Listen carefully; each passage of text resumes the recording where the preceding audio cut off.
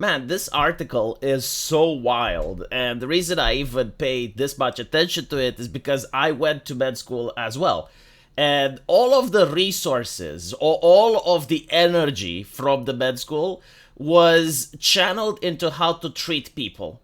It was channeled into how to make us better doctors, and that meant on teaching us how to use the least amount of resources in order to put an accurate diagnostic.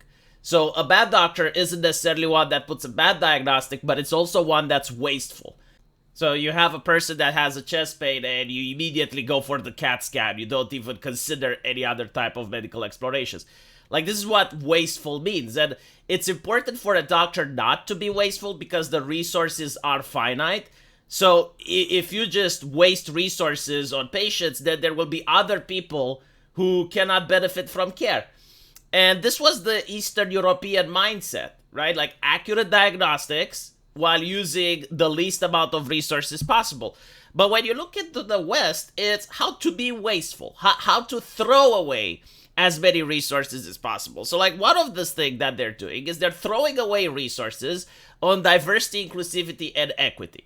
Now it's not the job of the doctor to just heal people. It's also the job of the doctor to educate society in ideology that has nothing to do with medicine, basically.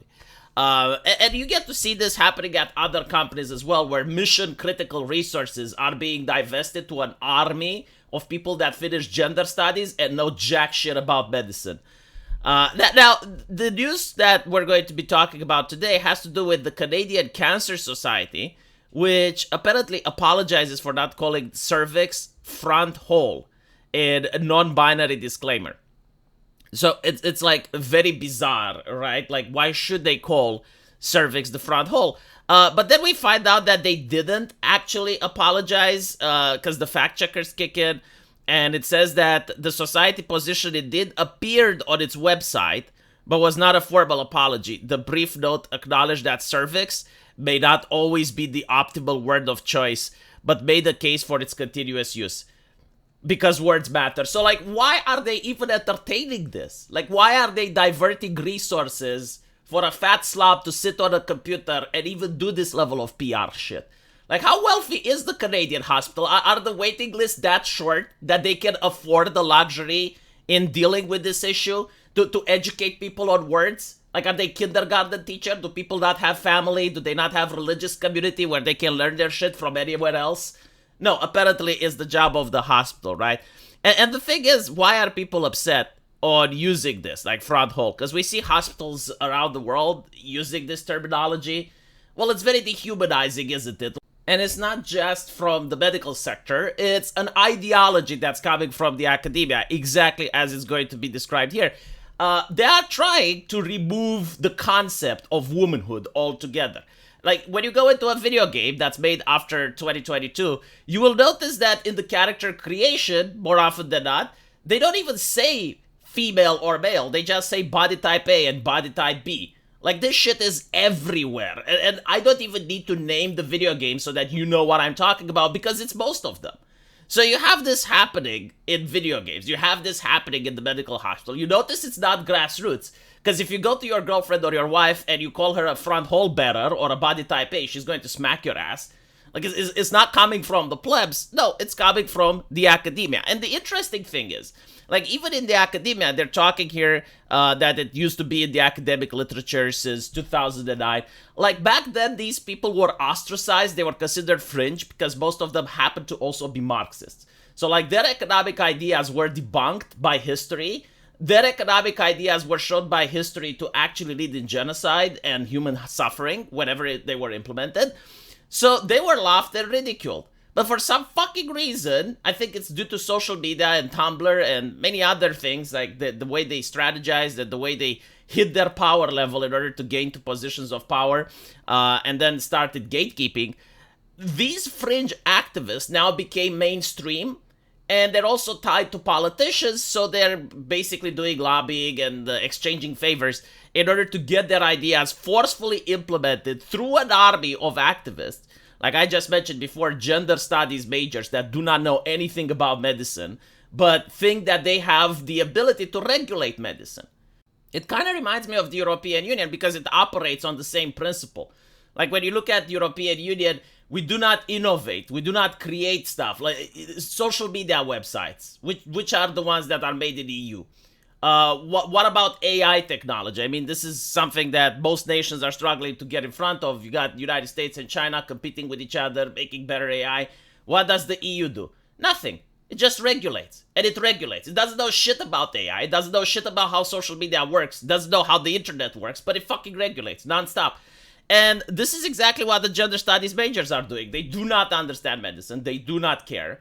But they regulate, right? So, like, they will come up and they will say that, people do not like to use the word vagina or woman. And they say here that in 2009, academics didn't like this expression of vagina. So they preferred something else. They preferred front hole, right? Because vagina or female was offensive, so they use front hole, which, again, it's interesting because you have like a very tiny percentage of the population that finds something offensive, and then they want to change it to something that the majority of the population finds offensive.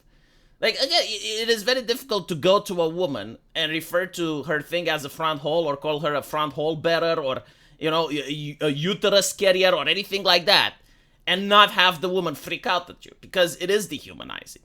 But again, like, this is done to adjust the sensibilities of a handful of academics. And by the way, the academics themselves do not poll the population. Like, they didn't actually go into the trans community and ask them these questions.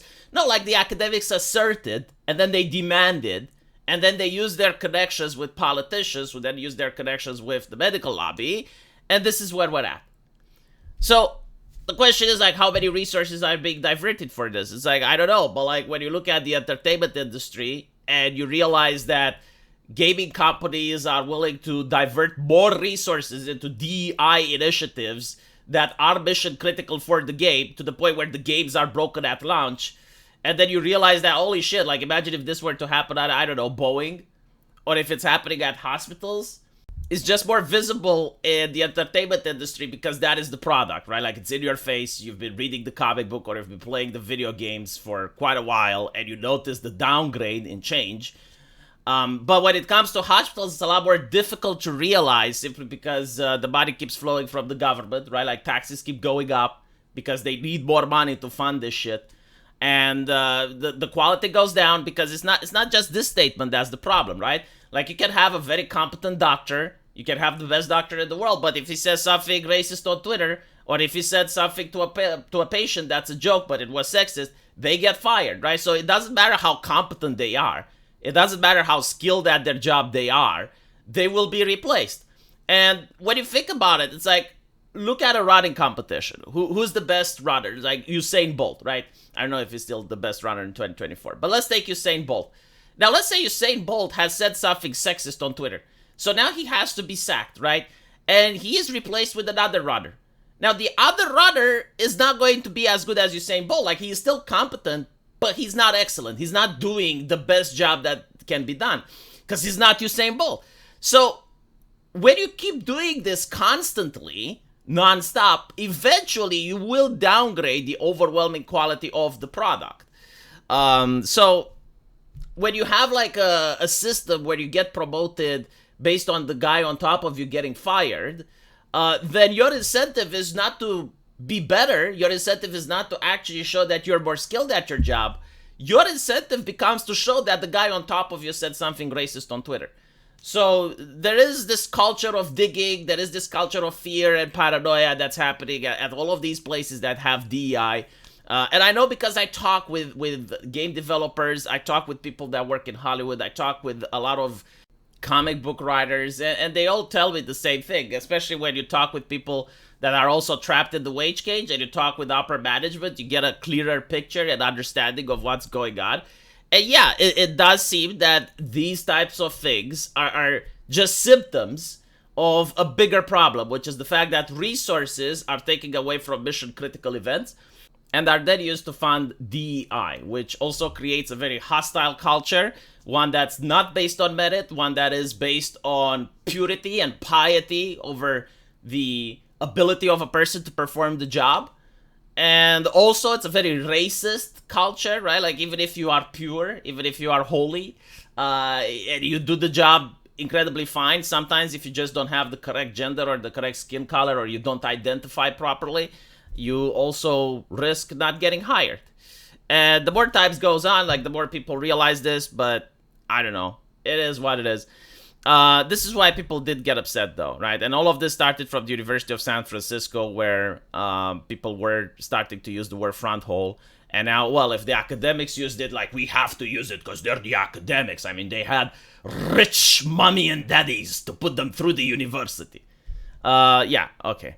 Let me know what you guys think. And as usual, I will see you in the comment section. Take care.